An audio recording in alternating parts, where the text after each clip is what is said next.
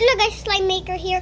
Tapos today, magkagawa tayo ng body wash slime. Starting off, lalagyan natin to ng body wash.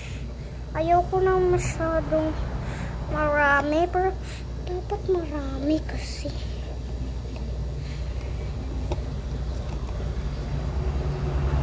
Ganyan.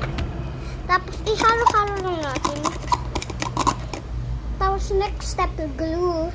Siyempre, hindi siya clear. Kasi yung clear malapit na maubos. Kaya magsasave muna ako. Ang dami kong slime sa bedroom ko. Walang sariling room. Walang sariling room. Guys, hindi nyo lang. Tapos ihalo-halo lang natin. Tapos ilalagay natin sa fridge for 2 to 3 hours. Kaya see you. Guys, nalagay na namin sa fridge. Tapos nakikita mo medyo maano na siya, slime.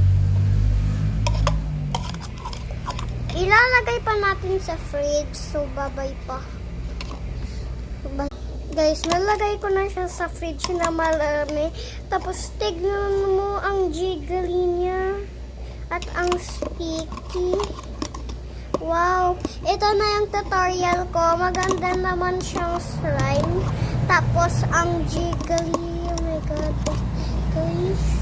Ito na yung best slime na ginawa ko sa lahat. Kaya, thank you so much for watching. Don't forget to like and subscribe. Tapos, isi-see you guys in my next video.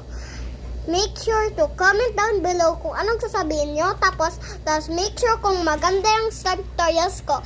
I-click nyo yung subscription button down below. Bye!